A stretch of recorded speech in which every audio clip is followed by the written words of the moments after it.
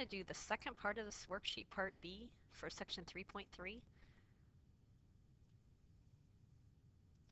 It says, use synthetic division and the remainder theorem to find the zeros of the following function.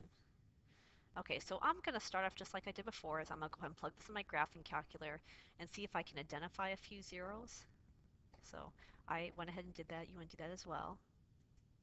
So I equals y equals 2, and I went ahead and plugged into my graphing calculator the function that's listed there. So you may want to pause this and put that in. For my window, I picked -5 to 5 for x, and for my y, I picked -10 to 10. And again, I've just played that with that ahead of time.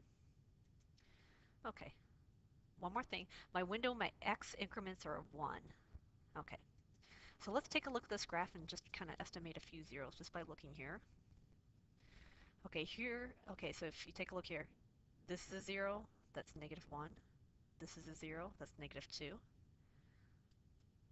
+1, and 3. So it looks like our zeros, possible zeros, according to the graph, are -2, -1, 1, and 3. Okay. So let's verify that algebraically now. Okay. Let me rewrite that here. Okay, so the zeros that we could tell by the graphing calculator are -2, -1, 1, and 3. Okay. Now let's go ahead and divide by synthetic division. I'm going to start with -2. Remember, that represents a factor of x plus 2. Okay, so I'm going to put 1, -1, -7, +1, and 6. Okay, and let's go ahead and divide by synthetic division. I bring the 1 down. -2 times 1 is -2. If I add -1 plus -2, I get -3. -2 times -3 is 6. If I add -7 plus 6, I get -1.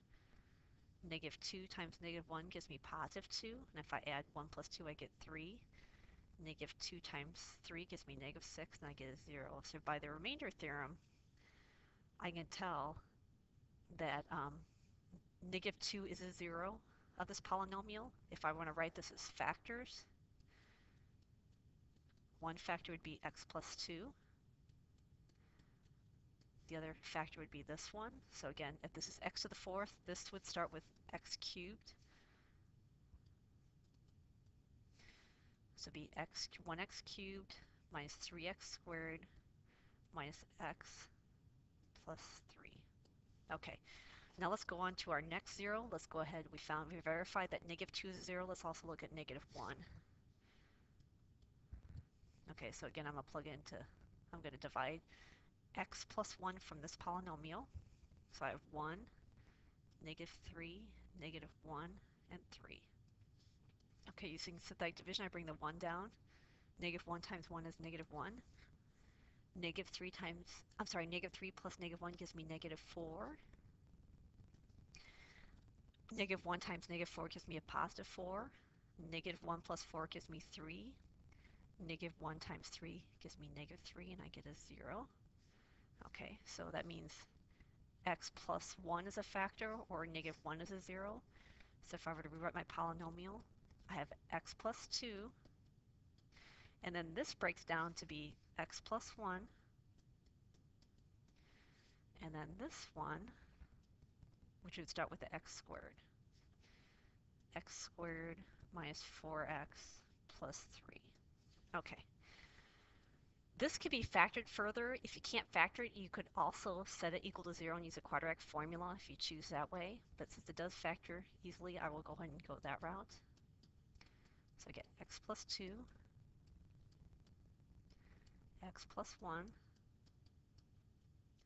and then the two factors of this one would be x minus 3, x plus 1. Okay, so my zeros, if I set this equal to 0, I get -2. If I set this equal to 0, I get -1. For this one, I get 3. And this one, I have a mistake there, it looks like. It should be x minus 1. Let me correct that there. Okay. It should be x minus 1. I'm sorry. And so that gives me 1 as my 0. So those are all my zeros right there. So that concludes this worksheet.